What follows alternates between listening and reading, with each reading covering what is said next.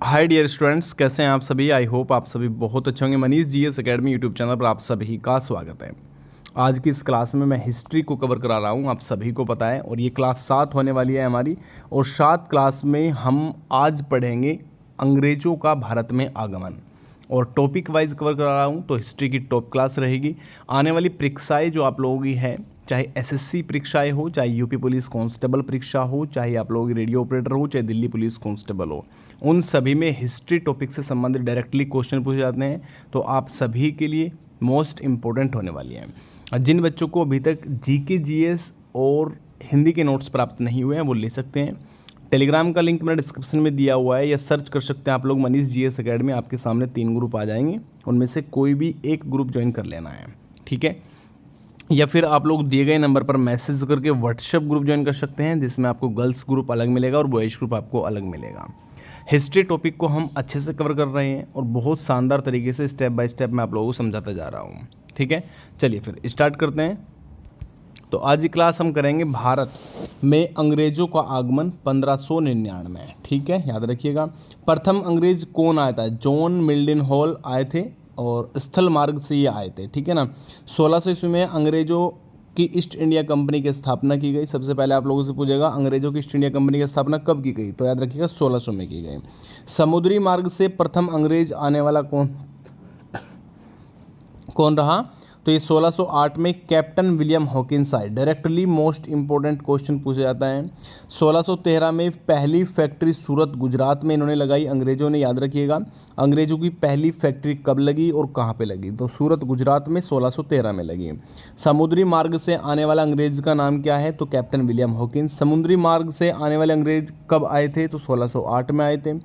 East India company अंग्रेजों की जो लगी वो कब लगी? वो 1600 में लगी थी। प्रथम अंग्रेज जो आए थे भारत में वो कब आए थे? तो वो कौन आए थे? तो याद रखिए जॉन मिल्टन आए थे, जो स्थल मार्ग से आए थे। लेकिन अगर आपसे पूछेगा समुद्री मार्ग से तो कैप्टन विलियम हॉकिंस आप लोगों को याद रखना है, ठीक है। इसके बाद 1615 में सर थॉमस रो भारत आया। आपसे डायरेक्टली पूछता है कि सर थॉमस रो भारत कब पहुंचे, तो 1615 में। अंग्रेजों की 3 प्रेसिडेंसी हुआ करती थी, और कहाँ कहाँ पे हुए थे जिससे वे व्यापार करते थे। तो पहली प्रेसिडेंसी हुआ करती थी बंगाल में, ठीक है ना। गवर्नर होता था, उप गवर्नर होता था, और 24 निदेशक मंडल हुआ करते थे, ठीक है ना। इसके बाद सेकंड की बात करूँ, मद्रास में हुआ करते थे, जिसमें गवर्नर और 24 निदेशक रहा करते थे। इसके बाद तीसरी जो आप लोगों की प्रेसिडेंसी रही है वो आपकी बॉम्बे गवर्नर रहे, इसमें 24 निदेशक रहा करते थे। तो ये इंपॉर्टेंट है, थोड़ा याद रखिएगा। इसके बाद डेनिस आते हैं भारत में। मैं टॉपिक वाइज आपको इसलिए कवर कर रहा हूँ ये, जो ताकि आप लोग डायरेक्टली राइट आंसर कर सके अपनी परीक्षाओं में, ठीक है, याद रखिएगा। तो इसमें आप लोगों से पूछेगा डेनिस आगमन कब हुआ है, तो 1600 में होता है। पहली फैक्ट्री कब लगी? 1620 में लगी। कहाँ पे लगी? त्रिकोम्बार केरल के अंदर। डायरेक्टली याद रखिएगा केरल में लगी है भैया। कहाँ पे? केरल में। नहीं, से हटाओ, बिल्कुल इस बार नहीं होना चाहिए बिल्कुल भी। चलिए 1676 में सरोमपुर में लगाया, बंगाल में, याद रखिएगा। अच्छा, मुख्य 2 व्यापार हुआ करते थे डेनिस के। कौन कौन से व्यापार हुआ करते थे? तो नंबर 1 आप लोगों का चाय का व्यापार, और नंबर 2 आप लोगों का यहाँ पे देखिए चीन के साथ व्यापार हुआ करता था, ठीक है ना। 1845 में अंग्रेजों को अपना पूरा व्यापार बेचकर डेनमार्क वापस लौट गए जो आपके डेनिस आए थे। इन्होंने क्या किया? 1845 में इनको कह सकते हैं कि इन्हें वापस लौटे ये। तो ये किसको अपना व्यापार बेचा? तो इन्होंने टोटल जो व्यापार था वो अंग्रेजों को वापस कर दे कि भैया तुम इस चीज़ पे करो, हमें यहाँ पे कार्य नहीं करना। इसके बाद आते हैं हम, देखिए फ्रांसीसी भारत आगमन सबसे बाद में आई है, याद रखिए फ्रांसीसी। प्रथम व्यक्ति कौन था? 1664 में जो आए, कोलवार्ट। क्या नाम था? कोलवार्ट था, याद रखिएगा। 1664 में फ्रांसीसी ईस्ट इंडिया कंपनी। 1668 में प्रथम फैक्ट्री सूरत गुजरात में लगी। 1672 में फ्रांसीसी गवर्नर मार्टिन ने शेरखान लोधी पर आक्रमण किया और पुडुचेरी को जीत लिया, ठीक है। इसके बाद में पुडुचेरी को अपनी राजधानी इन्होंने बना लिया गया, ठीक है, याद रखिएगा। इसके बाद होता है 1857 का विद्रोह, जिसमें डायरेक्टली क्वेश्चन आप लोगों से पूछा जाएगा और बनता है, ठीक है ना। तो इस चीज़ को थोड़ा सा ध्यान रखिएगा। तो यहाँ पे देखिए इस विद्रोह का जो चिन्ह था वो क्या था? कमल और रोटी। आपसे डायरेक्ट पूछता है परीक्षा में कि 1857 का जो विद्रोह था उस समय चिन्ह क्या था इसका, तो कमल और रोटी इसका चिन्ह रहा। अच्छा, रणनीति बनाई किस किस ने बनाई, रणजी बाबू और आपका अजीबुल्ला खान ने, ठीक है ना। ये कहाँ पे, लंदन में जा करके, याद रखिएगा। अच्छा, प्रारंभ 1857 का विद्रोह कब हुआ, 10 मई 1857 को। कब होता है, 10 मई 1857, याद रखिएगा। 1857 विद्रोह के समय ब्रिटेन का पीएम कौन था, तो याद रखिएगा पामस्ट्रॉन। कौन था भैया, पामस्ट्रॉन। भारत का गवर्नर जनरल कौन था, लॉर्ड कैनिंग, ठीक है ना। उस समय देखिए पूछ लेता है कि 1857 के समय भारत का गवर्नर जनरल कौन था, तो आप कंफ्यूज हो जाओगे, ठीक है। तो याद रखिएगा लॉर्ड कैनिंग थे। भारत का मुगल बादशाह कौन था, तो याद रखिएगा बहादुर शाह जफर। कौन था भैया, बहादुर शाह जफर। अंग्रेज सेनापति कौन थे भैया, अंग्रेज सेनापति थे आपके विद्रोह से पहले और विद्रोह के बाद में, अलग अलग पूछेगा। तो विद्रोह से पहले कौन थे, जॉर्ज एनिसन, ठीक है। और विद्रोह के बाद जो शुरू होता है उसमें कॉलिंग कैंपेन्स रहा, याद रखिएगा। पुस्तक की अगर बात करेगा तो देखिए यहाँ पे 1857 S.N. सेन ने लिखा। इंडियन वॉर ऑफ इंडिपेंडेंस जो लिखी है वो किसने, वी.डी. सावरकर के द्वारा। 1857 R.C. मजूमदार के द्वारा, ठीक है, याद रखिएगा। इसके बाद 1857 का जो विद्रोह हुआ उसका कारण क्या रहा है, एक लकड़ी की बंदूक का प्रयोग किया जाता था जिसका नाम था ब्राउन वेश, याद रखिएगा। क्या नाम था, ब्राउन वेश, इस लकड़ी की बंदूक का नाम था। जनवरी 1857 में लोहे की बंदूक बनी जिसका नाम क्या रखा, इनफील्ड नाम रखा गया। क्या है, इनफील्ड, ठीक है ना। इनफील्ड राइफल के जो कारतूस थे, देखिए पहले लकड़ी की बंदूक हुआ करती थी, लेकिन इसके बाद इन्होंने जनवरी 1857 में एक लोहे की बंदूक बनाई और उस बंदूक का नाम था इनफील्ड नाम, ठीक है। इनफील्ड राइफल जो रही उसका जो कारतूस था वो गाय की चर्बी और सुअर की चर्बी से बना हुआ था, ठीक है ना। और उसका जो मतलब मेन पॉइंट कह सकते हैं कि वो जो कारतूस था उसको तब चला सकते हैं जब वह मुंह से खोलने होते थे, ठीक है ना। अब इसमें देखिए भारत में क्या है, भारत आप लोगों का हिंदू और मुस्लिम, ठीक है ना, एक देश था। तो देखिए हिंदू जो व्यक्ति थे वो गाय की चर्बी से नहीं कर सकते भैया, और जो मुस्लिम थे वो सुअर की चर्बी से नहीं कर सकते, है ना। तो इस बार बहुत बड़ा विवाद हो गया। जो पहली घटना घटी वो 1857 29 मार्च को हुई, जो उसमें मंगल पांडे सैनिक 34वीं नेगेटिव इन्फेंट्री बटालियन के एक सैनिक थे। बैरकपुर छावनी में क्या किया है इन्होंने, पश्चिम बंगाल बैरकपुर छावनी में कारतूस का प्रयोग करने से साफ मना कर दिया। किसने भैया, मंगल पांडे जी के द्वारा, ठीक है। मंगल पांडे के अपने ही बटालियन के लेफ्टिनेंट को गोली उन्होंने मार दी और गोली मारकर उनकी कर दी हत्या। अब इसके बाद मंगल पांडे जो थे, मंगल पांडे गिरफ्तार हो लिए भैया, है ना भाई। अपनी ही बटालियन के जो लेफ्टिनेंट थे उनको गोली मार दी। तो इसी बात के ऊपर कि मैं नहीं चलाऊंगा, उन्होंने कहा चलाना पड़ेगा, मैं नहीं चलाऊंगा, इस बात के ऊपर जैसा इनमें हुआ। तो इसके बाद इन्होंने अपनी ही बटालियन के लेफ्टिनेंट को गोली मारकर हत्या कर दी और यहाँ पे गिरफ्तार कर लिए गए। 8 अप्रैल 1857 को मंगल पांडे को फांसी दे दी गई। ये बड़ी घटना हुई। इस घटना से 1857 का पूरा विद्रोह फैल गया पूरे भारत में, ठीक है, याद रखिएगा, पूरे भारत में फैल गया। अब दूसरी घटना होती है आप लोगों की 24 अप्रैल 1857। इसमें क्या हुआ, तीसरी इन्फेंट्री बटालियन के 99 सिपाही ने कारतूस का प्रयोग करने से मना कर दिया। अब भैया जब बात फैल गई, मंगल पांडे ने सबसे पहले मना कर दी, अपने ही बटालियन के लेफ्टिनेंट को गोली मार के हत्या कर दी, उनको वहाँ पे गिरफ्तार कर लिया गया और कुछ समय बाद उनको फांसी दे दी गई। तो ये बात एक आग की तरह पूरे भारत के अंदर फैल गई भैया, ठीक है। तो इसमें क्या होता है, 24 अप्रैल 1857 को 99 सिपाही और एकजुट होकर के कारतूस का प्रयोग करने से मना कर दिया। 99 के 99 सिपाही को पूरे के पूरे गिरफ्तार कर लिया गया। 85 को उम्र कैद की सजा दे दी गई इसमें, याद रखिएगा। इसके बाद 10 मई 1857, मेन पॉइंट याद रखिएगा, 10 मई 1857 को सभी सिपाही ने अपने अधिकारियों को गोली चलाई और नेतृत्व किसने किया, कदम सिंह के द्वारा। अपने ही अधिकारियों पर सभी सिपाहियों ने गोली चलाना प्रारंभ किया और इसका नेतृत्व करते हैं कदम सिंह। 11 मई को सभी विद्रोह, दिल्ली के लाल किला विद्रोह का नेता रहा लाल बहादुर शास्त्री। 11 मई को क्या हुआ कि सभी ने दिल्ली के लाल किले पर विद्रोह किया और इस विद्रोह का जो नेतृत्व किया है वो किसने किया, आपका बहादुर शाह जफर, ठीक है, बहादुर शाह जफर को गिरफ्तार कर लिया। अब उस समय ऐसा ही होता था, अगर आप लोग सरकार के खिलाफ काम करोगे तो तुम्हें तत्काल प्रभाव से गिरफ्तार कर लिया जाएगा, और गिरफ्तार करके किसी को फांसी दे देते थे, किसी को उम्र कैद की सजा दे देते थे।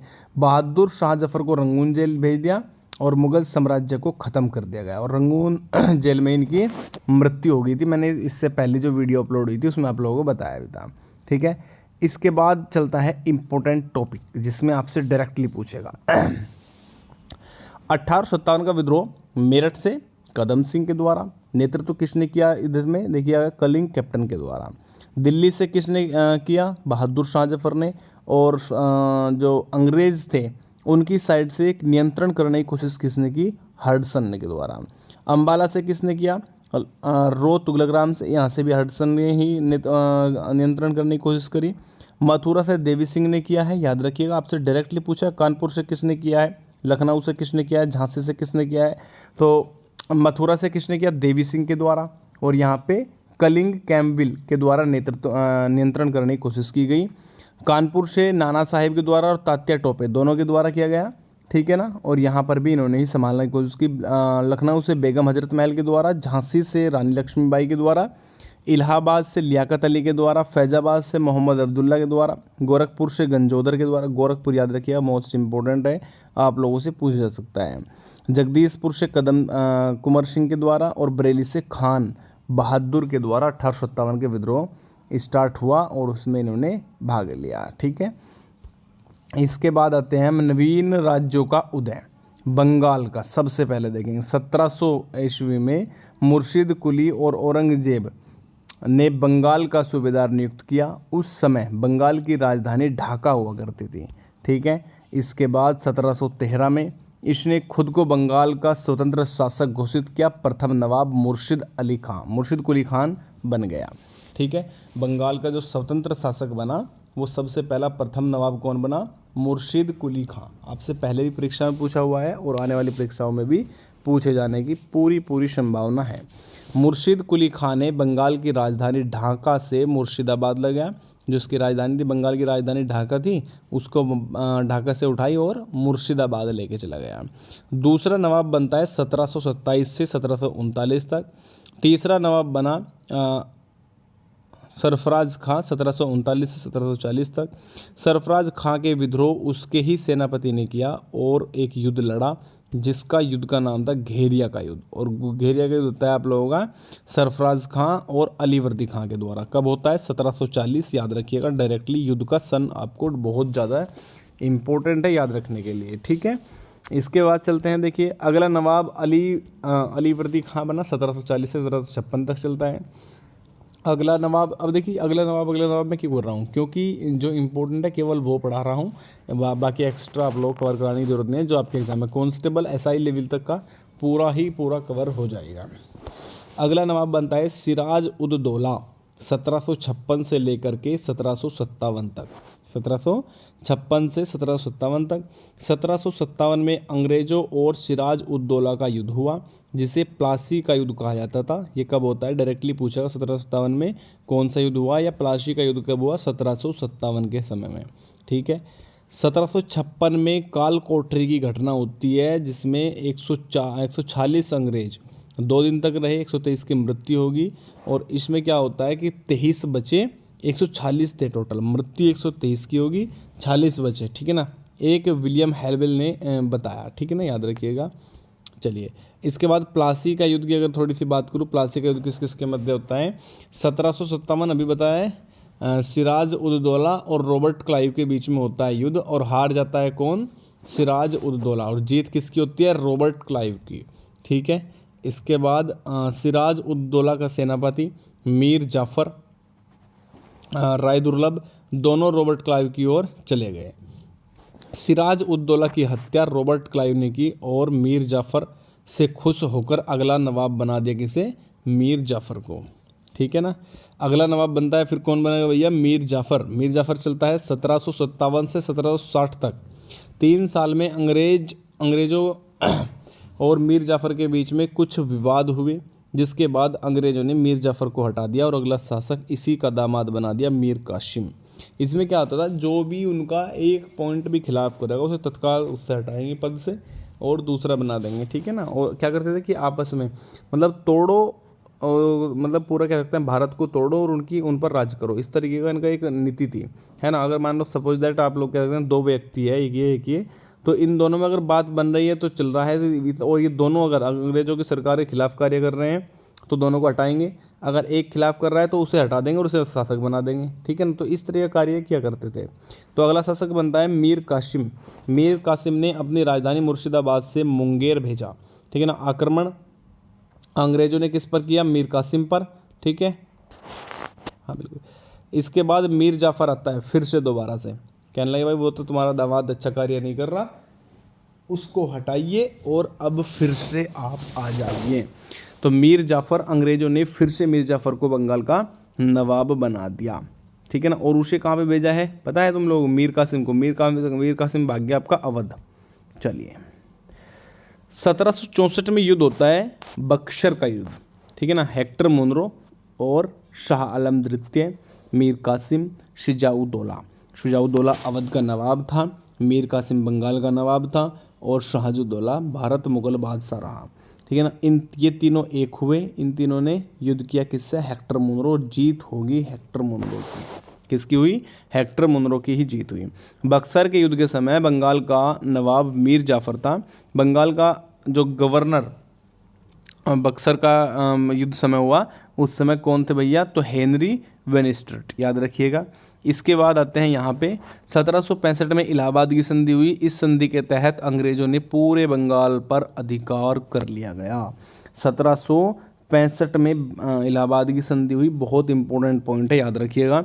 1772 में रॉबर्ट क्लाइव ने बंगाल में द्वैध शासन लगाया, ठीक है ना। अब द्वैध शासन कैसा होता था, तो ये दो टैक्स होते थे, नंबर 1 नंबर 2। पहले नंबर 1 पर ईस्ट इंडिया कंपनी को भेजेगा, दूसरा स्थानीय शासक को भेजेगा, और इसमें से भी 81% जो टैक्स रहेगा वो अंग्रेज लिया करते थे, ठीक है ना। तो ये कैसा हो गया, ये द्वैध शासन हो गया, दो प्रकार का टैक्स जा रहा है ना। इसके बाद मीर जाफ़र की मृत्यु के बाद बंगाल का अंतिम नवाब मीर जाफ़र पुत्र बनता है उनका निजामुद्दौला। और 1765 से 1772 तक भारत के द्वैध शासन लगा। कब तक लगा है, 1765 से, ये कह सकते हैं कि 7 साल, ठीक है ना। 65 से 72 तक द्वैध शासन लगा, जिसे भारत में लूट कहा गया, ठीक है ना। लगाया किसने से, आपसे डायरेक्टली पूछेगा द्वैध शासन किसने लगा, रॉबर्ट क्लाइव के द्वारा। अंत किसने किया, वारेन हास्टिंग्स के द्वारा द्वैध शासन को बंद कर दिया गया। चलिएगा नेक्स्ट पॉइंट पर आइए, नवीन राज्यों का उदय। नवीन राज्यों का उदय, अवध सबसे पहला इंपॉर्टेंट। नवाब कौन था, शहादत खान। अवध का प्रथम नवाब शहादत खान बुरहान उल मुल्क हुआ। अवध का प्रथम राजधानी बनाई फैजाबाद उत्तर प्रदेश को, और यह एक शिया मुस्लिम था। कैसा था भैया, शिया मुस्लिम। 1739 में नादिर शाह का आक्रमण हुआ और 1739 में नवाब शहादत खान बुरहान की ने आत्महत्या की, और बंगाल का जो अगला नवाब बनता है कौन बना, आपका सफदरजंग, जो आपका 1739 से 1754 तक चलेगा।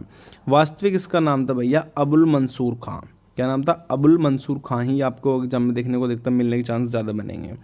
1748 में अहमद शाह युद्ध हुआ, ठीक है ना, अहमद शाह और अहमद शाह अब्दाली। 1753 में सफदरजंग को वजीर का पद से हटा दिया, और 1754 में सफदरजंग की मृत्यु हुई, और उसका जो उत्तराधिकारी हुआ कौन हुआ, उसका पुत्र हुआ, ठीक है। आगे आइएगा एक बार थोड़ा यहाँ पे। अगला नवाब बनता है शुजाउद्दौला, जो आपका 1754 से लेकर के 1775 तक चलेगा। 1754 से 1775। अब देखिए 1759 में शुजाउद्दौला ने शाह आलम द्वितीय को संरक्षण प्रदान किया, और 1761 में पानीपत का तीसरा युद्ध हुआ। किस किस के मध्य हुआ, मोस्ट इंपोर्टेंट ये पॉइंट बनेगा। तो देखिए पानीपत का तीसरा युद्ध अहमद शाह अब्दाली और मराठों के बीच में होता है। अहमद शाह अब्दाली के शुजाउद्दौला ने मदद की थी इस युद्ध में। इसके बाद 1764 में बक्सर का युद्ध होता है। शाह आलम द्वितीय, मीर कासिम, शुजाउद्दौला और हेक्टर मुनरो जीत गई इसमें, ये आपको बता दिया मैंने। 1765 में इलाहाबाद की संधि हुई रॉबर्ट क्लाइव के बीच में। अवध का नवाब था शुजाउद्दौला और मुगल बादशाह था शाह आलम द्वितीय। इसके बाद इलाहाबाद की जो संधि के बाद पूरे बंगाल पर अंग्रेजों का कब्जा हो गया। ठीक है ना, पूरे पूरे बंगाल पर। 1773 में बनारस की संधि होती है सुजाउद्दौला और वारेन हास्टिंग्स के द्वारा। 1775 में फैजाबाद की संधि होती है सुजाउद्दौला और वारेन हास्टिंग्स के द्वारा। 1775 में सुजाउद्दौला की मृत्यु। आज की क्लास यहीं पे फिनिश करते हैं। हिस्ट्री का पार्ट 7 हो गया हमारा। तो नेक्स्ट क्लास में मिलेंगे, अच्छे से कंप्लीट आप लोग कवर करिएगा। हिस्ट्री टॉपिक वाइज बढ़ा रहा हूँ, पूरा कवर कराना अनिवार्य है। ठीक है, चलिए मिलते हैं नेक्स्ट वीडियो में। सभी को नमस्कार, राधे राधे, जय हिंद, जय भारत।